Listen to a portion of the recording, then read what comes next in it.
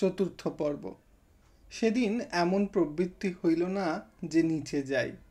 সুতরাং নন্দ টগরের যুদ্ধের অবসান কিভাবে হইল, সন্ধিপত্রে কোন কোন শর্তাদি নির্দিষ্ট হইল, কিছুই জানি না। তবে পরে দেখিয়াছি, শর্ত যাই হোক, বিপদের দিনে সেই স্ক্র্যাপ অফ পেপারটা কোনো কাজেই লাগে না। যাহার যখন আবশ্যক হয়, অবলীলাক্রমে ছিঁড়িয়া ফেলিয়া দিয়া অপরের ব্যূহ ভেদ করে। 20 বৎসর ধরিয়া তাহারা এই কাজ করিয়াছে, এবং আরও 20 বৎসর যে করিবে না, এমন শপথ বোধ করি স্বয়ং বিধাতা পুরুষও করিতে পারেন না।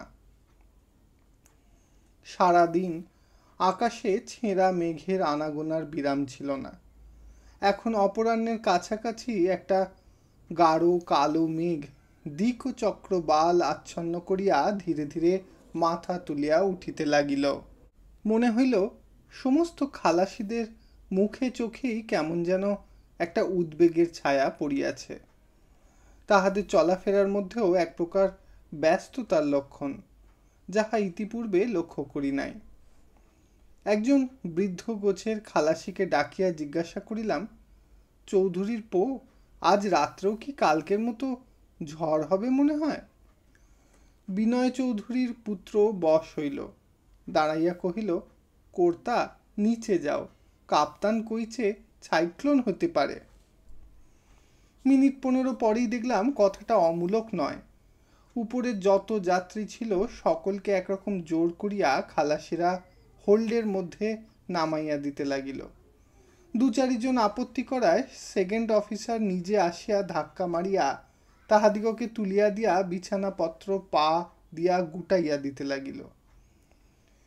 আমার তোরঙ্গ বিছানা খালাসিরা ধরাধরি করিয়া নিচে লইয়া গেল, কিন্তু আমি নিজে আর একদিকে সরিয়া পড়িলাম। শুনিলাম সকলকে, অর্থাৎ যে হতভাগ্যেরা 10 টাকার বেশি ভাড়া দিতে পারে নাই, তাহাদিগকে জাহাজের খোলের মধ্যে পুরিয়া গর্তের মুখ আঁটিয়া বন্ধ করা হইবে। তাহাদের মঙ্গলের জন্যও বটে, জাহাজের মঙ্গলের জন্যও বটে, এইরূপই বিধি। আমার কিন্তু নিজের জন্য এই কল্যাণের ব্যবস্থা কিছুতেই মনোপুত হইল না। ইতিপূর্বে সাইক্লোন বস্তুটি সমুদ্রে কেন ডাঙাতেও দেখি নাই। কি ইহার কাজ, কেমন ইহার রূপ, অমঙ্গল ঘটাইবার কতখানি ইহার শক্তি, কিছুই জানি না। মনে মনে ভাবিলাম, ভাগ্য বলে যদি এমন জিনিসেরই আবির্ভাব আসন্ন হইয়াছে, তবে না দেখিয়া ইহাকে ছাড়িব না। তা অদৃষ্টে যা ঘটে তা ঘটুক। আর ঝড়ে জাহাজ যদি মারাই যায়, তো অমন প্লেগের ইঁদুরের মতো পিঁজরায় আবদ্ধ হইয়া মাথা ঠুকিয়া ঠুকিয়া জল খাইয়া মরিতে যাই কেন? যতক্ষণ পারি হাত পা নাড়িয়া ঢেউয়ের উপরে নাগরদোলা চাপিয়া ভাসিয়া গিয়া একসময় টুপ করিয়া ডুব দিয়া পাতালের রাজবাড়িতে অতিথি হইলেই চলিবে। কিন্তু রাজার জাহাজ যে আগে পিছে লক্ষ কোটি হাঙর অনুচর ছাড়া কালাপানিতে এক পা চলেন না, এবং জলযোগ করিয়া ফেলিতেও যে তাহাদের মুহূর্ত বিলম্ব হয় না, এ সকল তথ্য তখনও আমার জানা ছিল না। অনেকক্ষণ হইতে গুঁড়ি গুঁড়ি বৃষ্টি পড়িতেছিল। সন্ধ্যার কাছাকাছি বাতাস এবং বৃষ্টির বেগ উভয়ই বাড়িয়া উঠিল। এমন হইয়া উঠিল যে পালাইয়া বেড়াইবার আর জোর রহিল না। যেখানে হোক সুবিধা মতো একটু আশ্রয় না লইলেই নয়। সন্ধ্যার আঁধারে যখন স্বস্থানে ফিরিয়া আসিলাম, তখন উপরের ডেক জনশূন্য। মাস্তুলের পাশ দিয়া উঁকি মারিয়া দেখিলাম, ঠিক সম্মুখেই বুড়ো কাপ্তেন দূরবীন হাতে ব্রিজের উপর ছুটাছুটি করিতেছেন।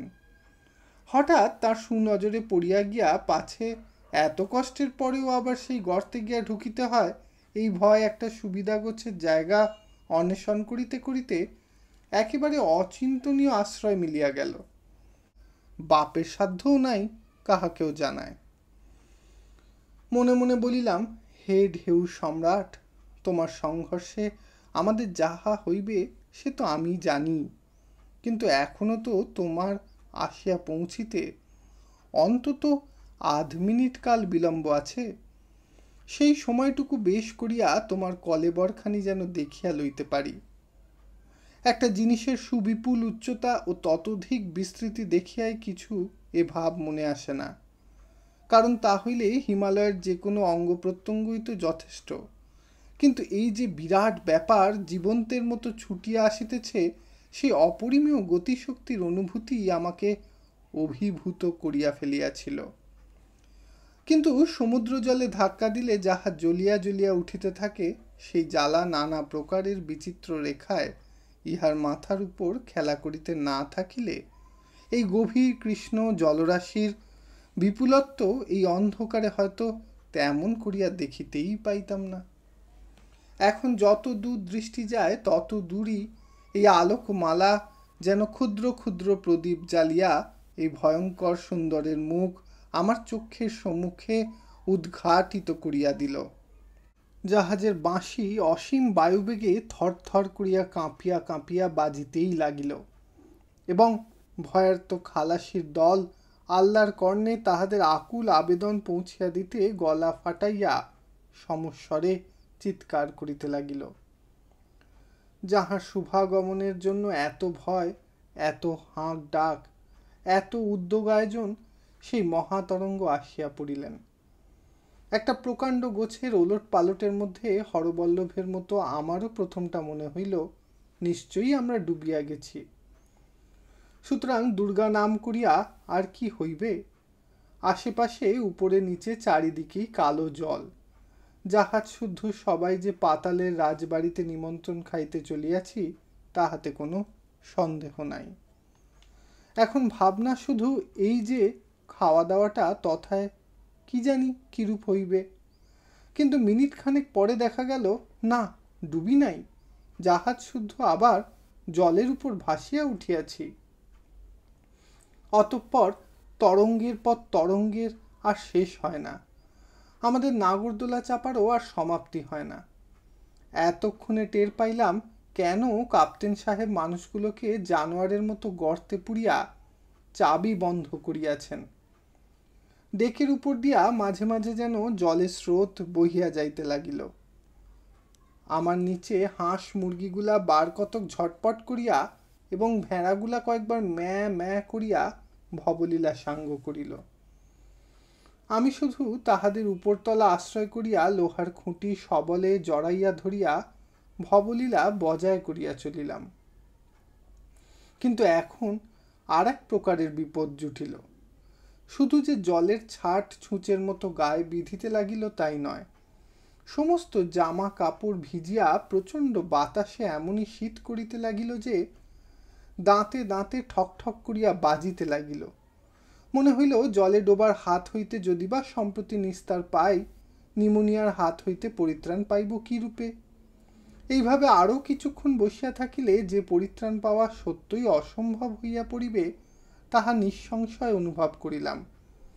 সুতরাং যেমন করিয়া হোক এ স্থান পরিত্যাগ করিয়া এমন কোথাও আশ্রয় লইতে হইবে যেখানে জলের ছাট বল্লমের ফলার মতো গায়ে বেঁধে না।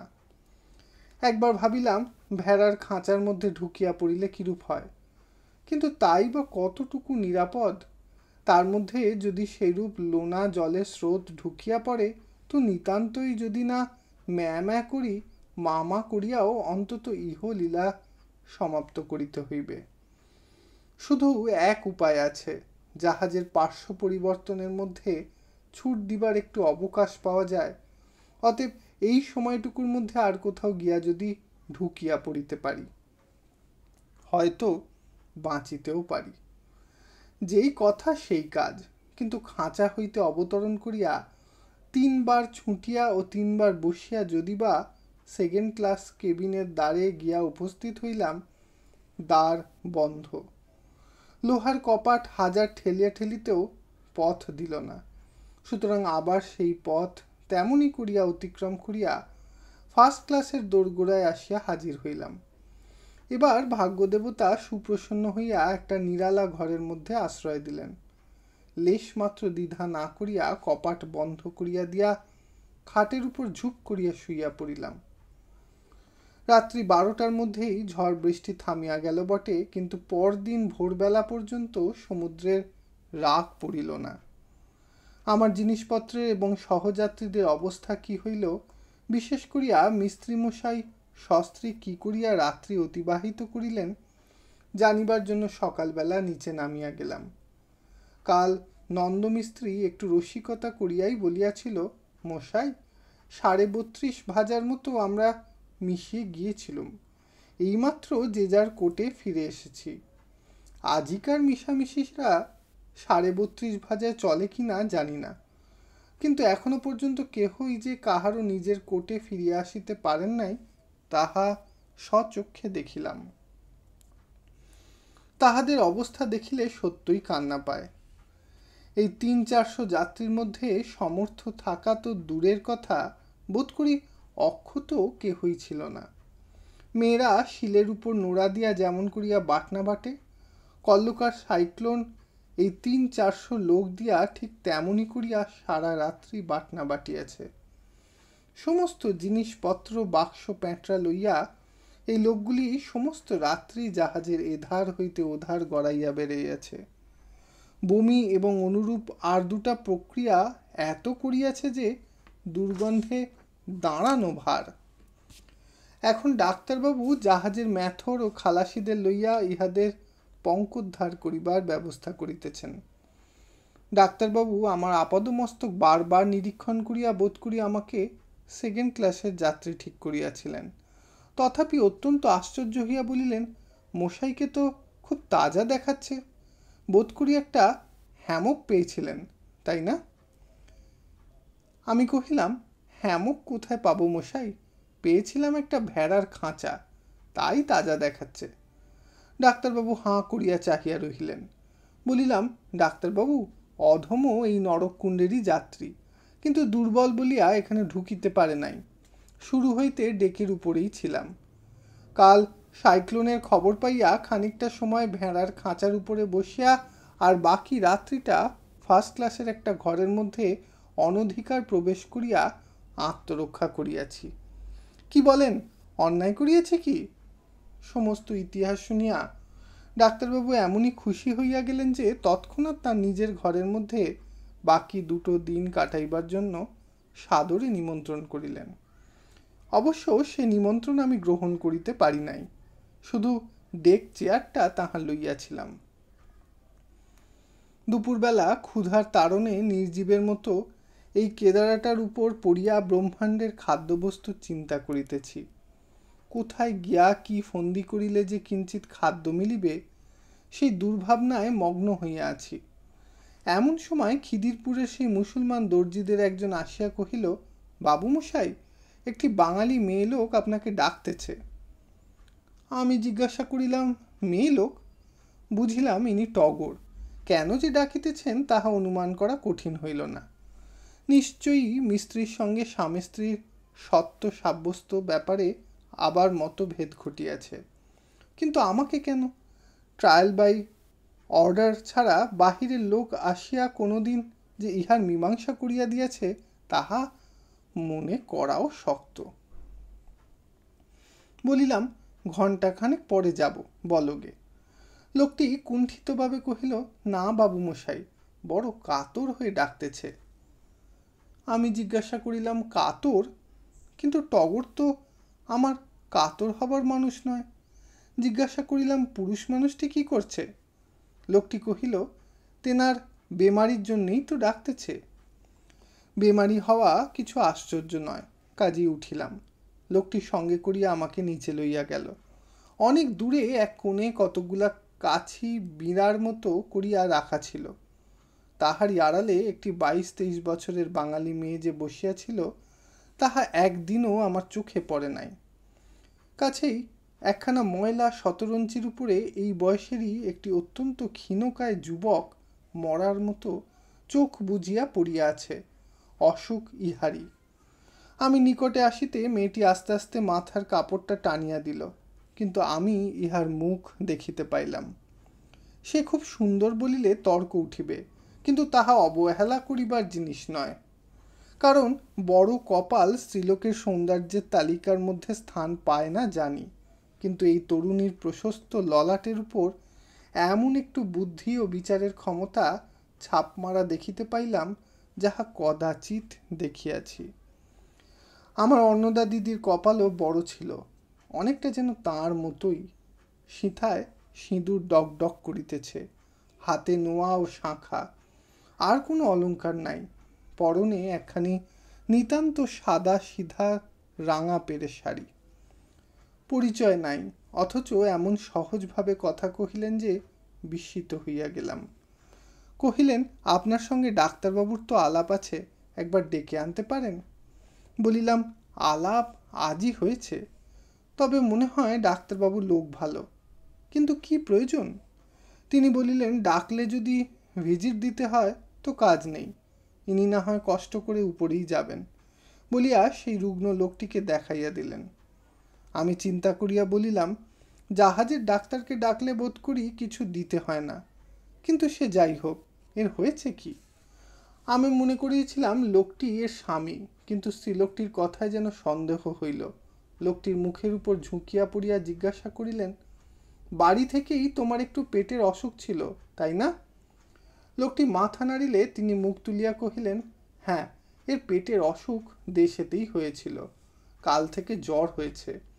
এখন দেখছি জ্বর খুব বেশি, একটা কিছু ওষুধ না দিলেই নয়। আমি নিজেও হাত দিয়া লোকটির গায়ের উত্তাপ অনুভব করিয়া দেখিলাম, বাস্তবিকই খুব জ্বর। ডাক্তার ডাকিতে উপরে চলিয়া গেলাম।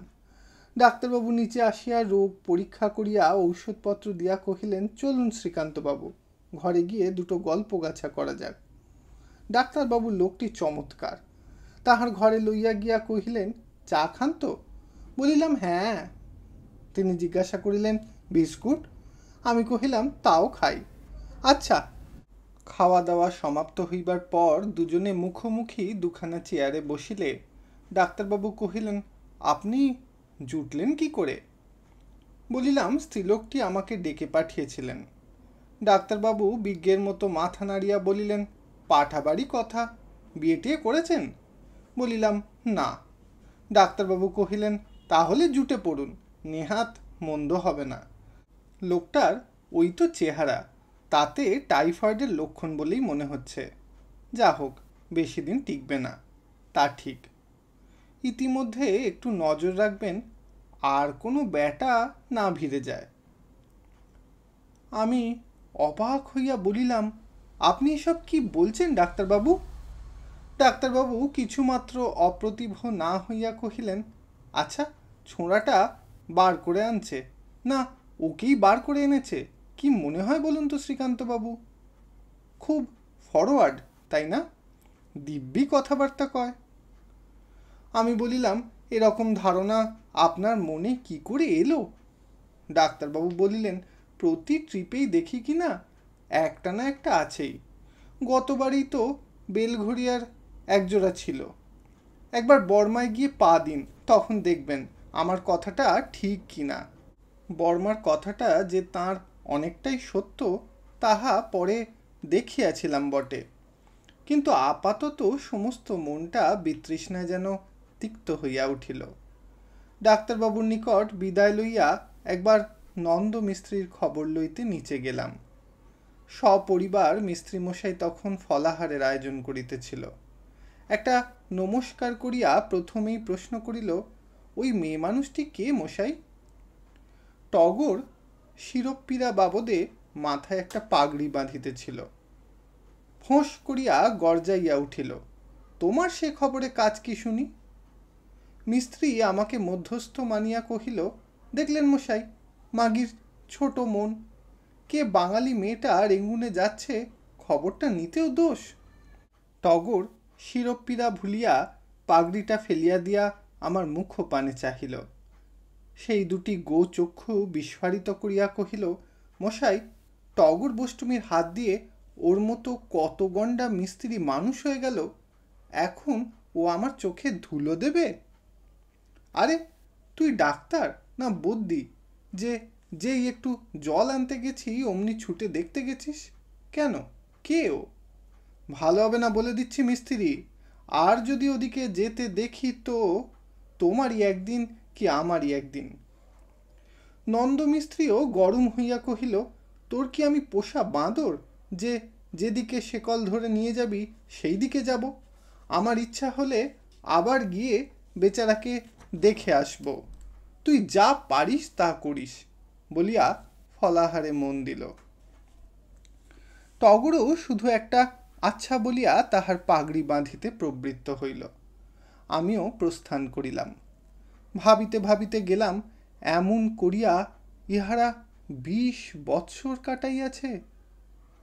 অনেক পোড় খাইয়া টগর এটা বুঝিয়াছে যে যেখানে সত্যকার বন্ধন নাই সেখানে এতটুকু রাস শিথিল করিলে চলিবে না, ঠকিতেই হইবে। হয় অহর্নিশি সতর্ক হইয়া জোর করিয়া দখল বজায় রাখিতে হইবে, না হয় যৌবনের মতো নন্দমিস্ত্রিও একদিন অজ্ঞাত সারে খসিয়া পড়িবে। কিন্তু যাহাকে উপলক্ষ করিয়া টগরের এই বিদ্বেষ, ডাক্তারবাবুর এমন কুৎসিত তীব্র কটাক্ষ, সে কে এবং কি? টগর কহিয়াছিল এই কাজ করিয়া সে নিজে চুল পাকাইয়াছে, তাহার চোখে ধুলি দিবে এমন মেয়ে মানুষ আছে কোথায়? ডাক্তারবাবুর মন্তব্য প্রকাশ করিয়াছিলেন, এই কাণ্ড নিত্য দেখিয়া তাঁর চোখে দিব্য দৃষ্টি আসিয়াছে। আজ ভুল করিলে এমন চোখ তিনি উপড়াইয়া ফেলিতে রাজি আছেন। এমনিই বটে, অপরকে বিচার করিতে বসিয়া কোনো মানুষকেই কখনো বলিতে শুনি নাই যে সে অন্তর্যামী নয়, কিংবা তাহার ভ্রম প্রমাদ কখনো হয়।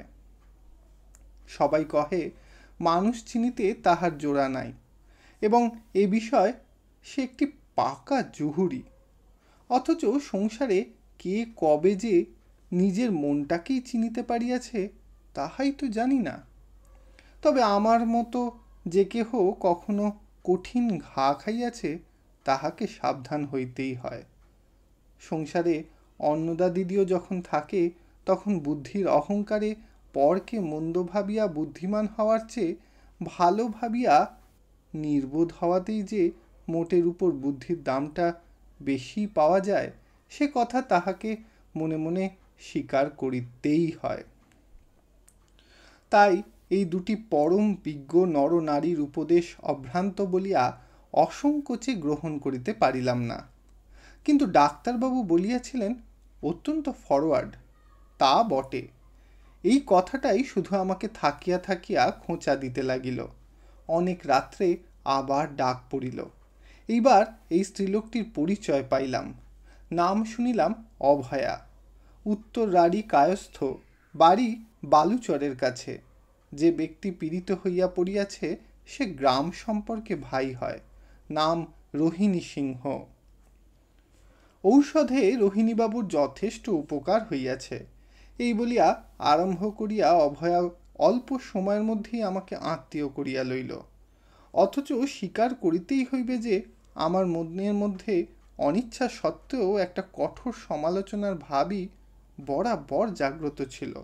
তথাপি এই স্ত্রীলোকটির সমস্ত আলাপ আলোচনার মধ্যে কোথাও একটা অসঙ্গতি বা অশোভন প্রগল্ভতা ধরিতে পারিলাম না। অভয়ার মানুষ বশ করিবার আশ্চর্য শক্তি।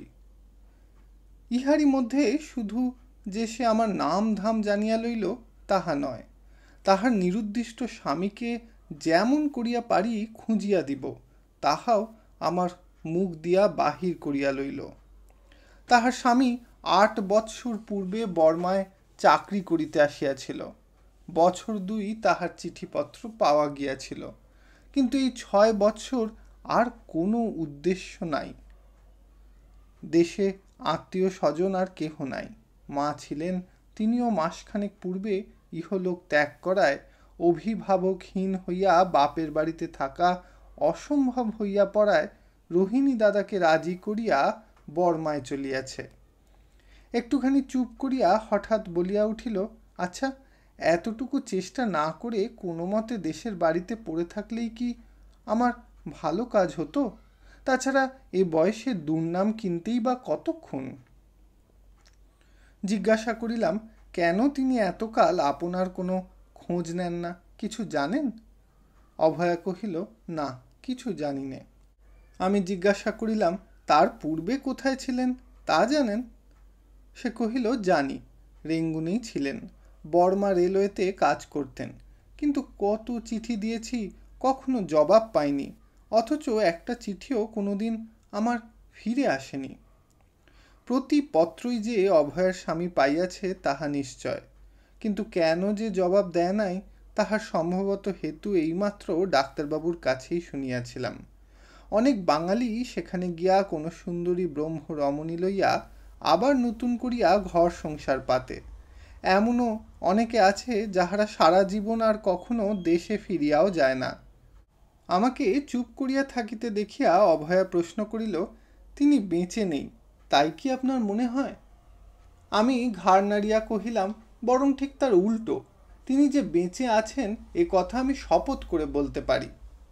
খপ করিয়া অভয়া আমার পায়ে হাত দিয়া হাতটা মাথায় ঠেকাইয়া কহিল, আপনার মুখে ফুল চন্দন পড়ুক শ্রীকান্তবাবু, আমি আর কিছুই চাই নে, তিনি বেঁচে থাকলেই হলো। আমি পুনরায় মৌন হইয়া রহিলাম। অভয়া নিজেও কিছুক্ষণ মৌন থাকিয়া বলিল, আপনি কি ভাবছেন আমি জানি। আমি জিজ্ঞাসা করিলাম, জানেন? অভয়া কহিল, জানি নে, আপনি পুরুষ মানুষ হয়ে ভাবতে পারলেন, আর আমার মেয়ে মানুষের মনে সে ভয় হয়নি? তা হোক, আমি ভয় করি নে, আমি সতীন নিয়ে খুব ঘর করতে পারবো। তথাপি চুপ করিয়া রহিলাম, কিন্তু আমার মনের কথা অনুমান করিতে এই বুদ্ধিমতী নারীর লেশ মাত্র বিলম্ব হইল না। কহিল, আপনি ভাবছেন আমি ঘর করতে রাজি হলেই তো হলো না, আমার সতীন রাজি হবে কি না, এই তো। বাস্তবিক আশ্চর্য হইয়া গেলাম। বলিলাম, বেশ, তাই যদি হয় তো কি করবেন? এইবার অভয়ার চোখ দুটি ছলছল করিয়া উঠিল। আমার মুখের প্রতি সজল দৃষ্টি নিবদ্ধ করিয়া কহিল, সে বিপদে আপনি একটু আমাকে সাহায্য করবেন শ্রীকান্তবাবু। আমার রোহিণী দাদা বড্ড সাদা সিধে ভালো মানুষ, তাঁর দ্বারা তখন তো কোনো উপকারই হবে না। সম্মত হইয়া বলিলাম, সাধ্য থাকলে নিশ্চয়ই করব, কিন্তু এসব বিষয় বাইরের লোক দিয়ে কাজ তো প্রায় হয়ই না, বরং অকাজই বেড়ে যায়। সে কথা সত্যি বলিয়া অভয়া চুপ করিয়া ভাবিতে লাগিল। পরদিন বেলা 11-12টার মধ্যে জাহাজ রেঙ্গুনে পৌঁছিবে, কিন্তু ভোর না হইতেই সমস্ত লোকের মুখ চোখে একটা ভয় ও চাঞ্চল্যের চিহ্ন দেখা দিল। চারিদিক হইতে একটা অস্ফুট শব্দ কানে আসিতে লাগিল, কেরোন্টিন কেরোন্টিন। খবর লইয়া জানিলাম কথাটা কোয়ারেন্টাইন। তখন প্লেগের ভয়ে বর্মা গভর্নমেন্ট অত্যন্ত সাবধান। শহর হইতে 8-10 মাইল দূরে একটা চড়ায় কাঁটা তারের বেড়া দিয়া খানিকটা স্থান ঘিরিয়া লইয়া অনেকগুলি কুঁড়ে ঘর তৈয়ারি করা হইয়াছে। ইহারই মধ্যে সমস্ত ডেকের যাত্রীদের নির্বিচারে নামাইয়া দেওয়া হয়। 10 দিন বাস করার পর তবে ইহারা শহরে প্রবেশ করিতে পায়। তবে যদি কাহারও কোনো আত্মীয় শহরে থাকে এবং সে পোর্ট হেলথ অফিসারের নিকট হইতে কোনো কৌশলে ছাড়পত্র জোগাড় করিতে পারে, তাহা হইলে অবশ্য আলাদা কথা। ডাক্তারবাবু আমাকে তাহার ঘরের মধ্যে ডাকিয়া লইয়া বলিলেন, শ্রীকান্তবাবু, একখানা চিঠি জোগাড় না করে আপনার আসা উচিত ছিল না। কোয়ারেন্টাইনে যেতে এরা মানুষকে এত কষ্ট দেয় যে কসাইখানার গরু ছাগল ভেড়াকেও এত কষ্ট সইতে হয় না। তবে ছোট লোকেরা কোনো রকমে সইতে পারে, শুধু ভদ্রলোকদেরই মর্মান্তিক ব্যাপার। একে তো মুটে নেই, নিজের সমস্ত জিনিস নিজে কাঁধে করে একটা সরু সিঁড়ি দিয়ে নামাতে ওঠাতে হয়, তত দূরে বয়ে নিয়ে যেতে হয়, তারপরে সমস্ত জিনিসপত্র সেখানে খুলে ছড়িয়ে স্টিমে ফুটিয়ে লণ্ডভণ্ড করে ফেলে। মশাই, এই রোদের মধ্যে কষ্টের আর অবধি থাকে না। অত্যন্ত ভীত হইয়া বলিলাম, এর কি কোনো প্রতিকার নেই ডাক্তারবাবু? তিনি ঘাড় নাড়িয়া বলিলেন, না, তবে ডাক্তার সাহেব জাহাজে উঠলে একবার আপনার জন্য বলে দেখব, তার কেরানি বাবুটি যদি আপনার ভার নিতে রাজি। কিন্তু কথাটা তার ভালো করিয়া শেষ না হইতেই বাহিরে এমন একটা কাণ্ড ঘটিল, যাহা স্মরণ হইলে আজও লজ্জায় মরিয়া যায়। একটা গোলমাল শুনিয়া দুইজনেই ঘরের বাহিরে আসিয়া দেখি, জাহাজে সেকেন্ড অফিসার ৬-৭ জন খালাসিকে এলো পাতারি লাথি মারিতেছে, এবং বুটের চোটে যে যেখানে পারিতেছে পলায়ন করিতেছে। এই ইংরেজ যুবকটি অত্যন্ত উদ্ধত বলিয়া বোধ করি ডাক্তারবাবুর সহিত ইতিপূর্বে কোনো দিন বচসা হইয়া থাকিবে। আজও কলহ হইয়া গেল। ডাক্তারবাবু ক্রুদ্ধ হইয়া বলিলেন, তোমার এইরূপ ব্যবহার অত্যন্ত গর্হিত। একদিন তোমাকে এজন্য দুঃখ পাইতে হইবে, তাহা বলিয়া দিতেছি। লোকটা ফিরিয়া দাঁড়াইয়া বলিল, কেন? ডাক্তারবাবু বলিলেন, এভাবে লাথি মারা ভারী অন্যায়। লোকটা জবাব দিল, মার ছাড়া ক্যাটল সিধা হয়? ডাক্তারবাবু একটু স্বদেশী, তাই উত্তেজিত হইয়া বলিতে লাগিলেন, এরা জানোয়ার নয়, গরিব মানুষ। আমাদের দেশি লোকেরা নম্র এবং শান্ত বলিয়াই কাপ্তেন সাহেবের কাছে তোমার নামে অভিযোগ করে না, এবং তুমিও অত্যাচার করিতে সাহস করো। হঠাৎ সাহেবের মুখ অকৃত্রিম হাসিতে ভরিয়া গেল। ডাক্তারের হাতটা টানিয়া আঙুল দিয়া দেখাইয়া কহিল, look doctor, they are your countrymen, you ought to be proud of them. চাহিয়া দেখি কয়েকটা উঁচু পিপার আড়ালে দাঁড়াইয়া এই লোকগুলো দাঁত বাহির করিয়া হাসিতেছে এবং গায়ের ধুলা ঝাড়িতেছে। সাহেব একগাল হাসিয়া ডাক্তারবাবুর মুখের উপর দুহাতের বুড়া আঙুল দুটা নাড়িয়া দিয়া আঁকিয়া বাঁকিয়া শীষ দিতে দিতে প্রস্থান করিল। জয়ের গর্ব তাহার সর্বাঙ্গ দিয়া যেন ফুটিয়া পড়িতে লাগিল। ডাক্তারবাবুর মুখখানা লজ্জায়, ক্ষোভে, অপমানে কালো হইয়া গেল। দ্রুত পদে অগ্রসর হইয়া গিয়া ক্রুদ্ধ কণ্ঠে বলিয়া উঠিলেন, বেহায়া ব্যাটারা, দাঁত বার করে হাসছিস যে? এইবার এতক্ষণে দেশি লোকের আত্মসম্মান বোধ ফিরিয়া আসিল। সবাই একযোগে হাসি বন্ধ করিয়া চড়া কণ্ঠে জবাব দিল, তুমি ডাক্তারবাবু, ব্যাটা বলবার কে? কারো কর্জ করে খায় হাসতেছি মোরা? আমি জোর করিয়া টানিয়া ডাক্তারবাবুকে তাঁর ঘরে ফিরাইয়া আনিলাম। তিনি চৌকির উপর ধপ করিয়া বসিয়া পড়িয়া শুধু বলিলেন, উহ।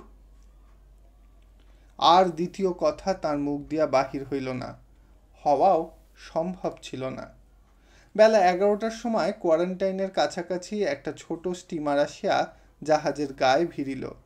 এইখানি করিয়াই নাকি সমস্ত ডেকের যাত্রীদের সেই ভয়ানক স্থানে লইয়া যাইবে।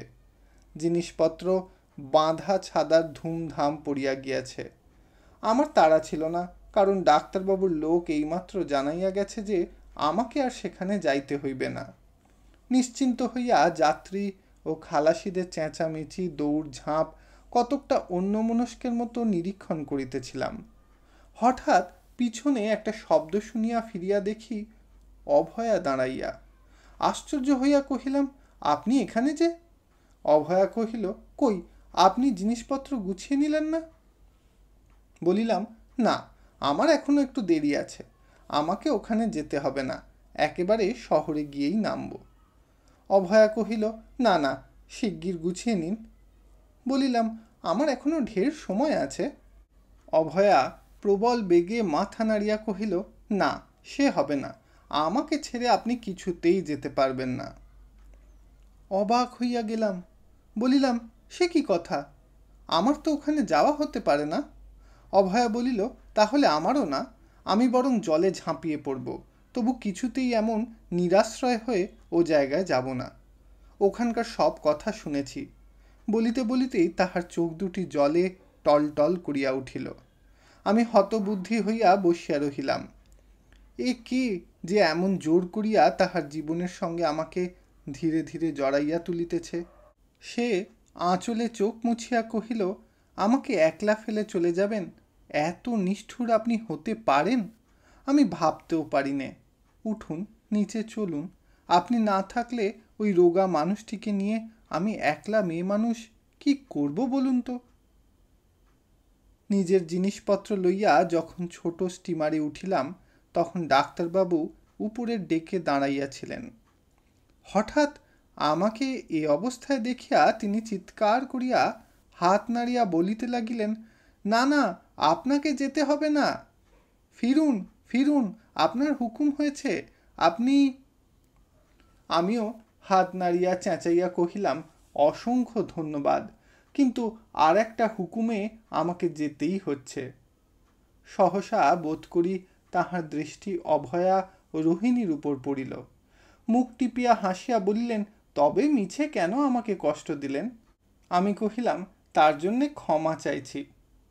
ডাক্তারবাবু কহিলেন, না না, তার দরকার নেই, আমি জানতাম, গুড বাই, চললুম, বলিয়া ডাক্তারবাবু হাসি মুখে সরিয়া গেলেন। ইতি শ্রীকান্ত উপন্যাসের দ্বিতীয় খণ্ডের চতুর্থ পর্ব সমাপ্ত হইল। ধন্যবাদ।